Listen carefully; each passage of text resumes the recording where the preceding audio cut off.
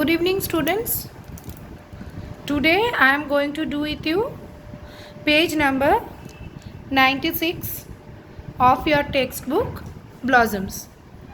Chapter 9 का जो grammar portion है आज हम लोग वो करने जा रहे हैं. देखो यहाँ पे क्या पढ़ाया जा रहा है. यहाँ पर तुम लोगों को डिग्री ऑफ एडजेक्टिव्स का पढ़ाई हो रहा है. पेज नंबर 23 में तुम लोगों ने एक बार डिग्री ऑफ एडजेक्टिव का पढ़ाई किया था. सो वी नो कि हम लोगों के यहाँ पर 3 डिग्रियाँ होती हैं, पॉजिटिव, कंपैरेटिव और सुपरलेटिव, जैसे कि गुड, बेटर, बेस्ट. और हम लोग ये जानते हैं, क्या सीखे हैं कि पॉजिटिव में एज रहता है या फिर नहीं भी रहेगा, लेकिन कंपैरेटिव में देन ज़रूर रहेगा और सुपरलेटिव में डिग्री के पहले दा ज़रूर रहेगा. ये हम लोग जानते हैं. यहाँ पर जो सिखाया जा रहा है कि अगर पॉजिटिव में वाक्य दे दिया जाए तो उसी वाक्य को किस तरह से कंपैरेटिव में करना है, सुपरलेटिव में करना है, या फिर कंपैरेटिव दे सकता है और फिर उसको हमको क्या करना पड़ेगा, पॉजिटिव और सुपरलेटिव में करना पड़ेगा, या ये सुपरलेटिव में दे सकता है जो हमको क्या करना पड़ेगा, कंपैरेटिव और पॉजिटिव में कर. तो देखो कैसे दिया गया है. No other Indian poet is as good as Tagore. इसका मतलब क्या है, नो अदर इंडियन पोएट, कोई भी Indian poet is as good as Tagore, मतलब टैगोर माने रविंद्रनाथ टैगोर से ज़्यादा अच्छा नहीं. Is as good as Tagore मतलब ये इन जैसे अच्छा नहीं है. कोई भी भारतीय कवि रविंद्रनाथ टैगोर जैसा अच्छा नहीं है. Is as good as, no other Indian poet is as good as Tagore. ये हो गया positive degree. Now come to, इसी सेंटेंस को हम लोग क्या करेंगे, कंपैरेटिव करेंगे.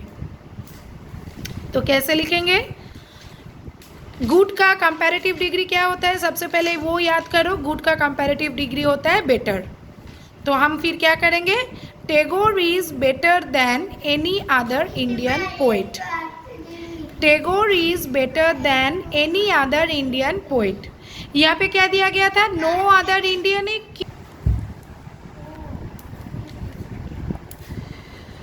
सो यहाँ पे क्या देखो क्या दिया गया था, no other Indian poet is as good as Tagore. यहाँ पे हम लोग लिख रहे हैं कि Tagore is better than any other Indian poet. Tagore बाकी सब इंडियन पोएट से बेटर है. बेटर लिखा और जैसा नियम है हमने देन लिखा. ठीक है. और इसी को अगर हम सुपरलेटिव में करेंगे कि क्या क्या लिखेंगे, फिर देखो, Tagore is the best Indian poet. Tagore जो है इंडियन कवियों में सबसे अच्छा है. तार माने तीनों वाक्य में देखो माने एक ही है, डिग्री बदल गया, सेंटेंस का लिखना बदल गया, लेकिन मतलब एक ही रहा. अब देखो,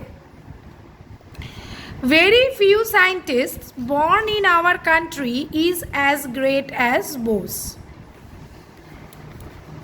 কি বলছে এখানে, वेरी फ्यू साइंटिस्ट, बहुत कम साइंटिस्ट हमारे कंट्री में जन्म लिया गया, बहुत कम वैज्ञानिक बोस जैसा महान है.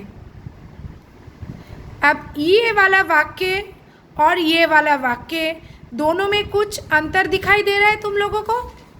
ज़रा ध्यान से पढ़ो तो. यहाँ पे क्या बोला था, no other Indian poet is as good as Tagore. कोई भी भारतीय कवि टैगोर जैसा अच्छा नहीं है. कोई भी माने टैगोर अकेला ही सबसे अच्छा है, जो कि हमने लास्ट में लिखा भी है. देखो, Tagore is the best Indian poet. Tagore ही भारतीय कवि में सबसे अच्छा है. यहाँ पे देखो, इसलिए नो अदर दिया गया है, कोई और इन जैसा अच्छा नहीं है.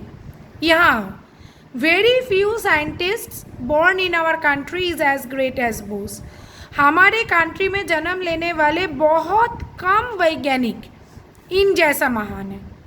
बहुत कम वैज्ञानिक इन जैसा महान है, लेकिन एक दो है इन जैसा. बहुत सारे नहीं हैं, लेकिन बहुत कम है, लेकिन है। यहाँ पर नो अदर है, माने कोई भी इन जैसा नहीं है।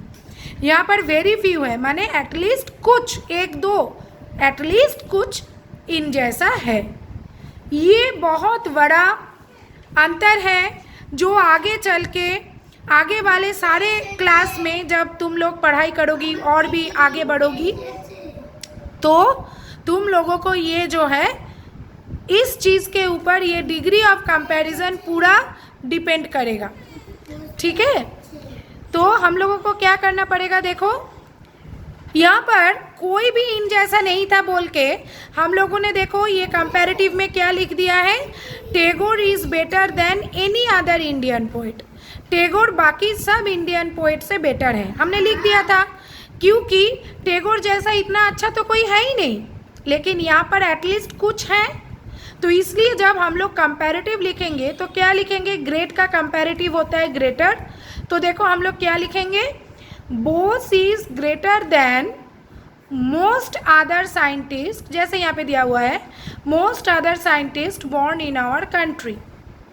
बोस हमारे कंट्री में जन्म लेने वाले अधिकतर, मोस्ट अदर अधिकतर वैज्ञानिकों में से ग्रेटर है।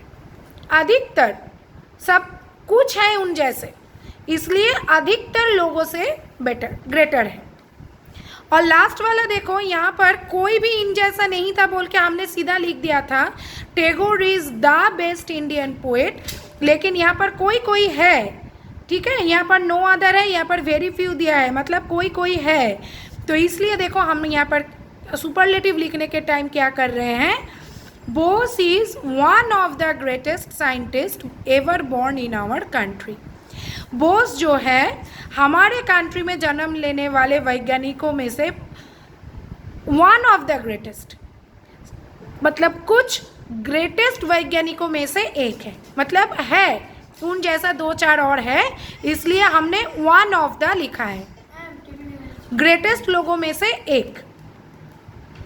ठीक है, तो आज हम लोगों ने ये वाला जो सीखा, इसको बहुत ध्यान से सुनोगी और प्रैक्टिस करोगी। उसके बाद एक्टिविटी 11 में आओगी। देखो एक्टिविटी 11 में यहाँ पर एज दिया गया है, सेंसिटिव, इसको कंपैरेटिव करने बोला है। यहाँ पर देन है, कूलर है, मतलब ये कंपैरेटिव में है, इसको पॉजिटिव करने दिया गया है। यहाँ पर देखो दा है, फास्टेस्ट है, तो ये सुपरलेटिव में दिया गया है, इसको कंपैरेटिव करना है। तो इस तरह से इन पांचों वाक्य को तुम लोग करोगी। जो शिक्षा मैंने यहाँ पर दिया उसको ध्यान में रखते हुए मेरे नेक्स्ट वीडियो में मैं इनका आंसर्स तुम लोगों के साथ डिस्कस करूँगी। तब तक इस वीडियो को देखो, जो भी मैंने पढ़ाया उनको समझने की कोशिश करो, शेयर करो, लाइक करो और प्लीज़ सब्सक्राइब करो ताकि आगे वाले सारे वीडियो तुम लोगों को मिलता रहे। Good bye students.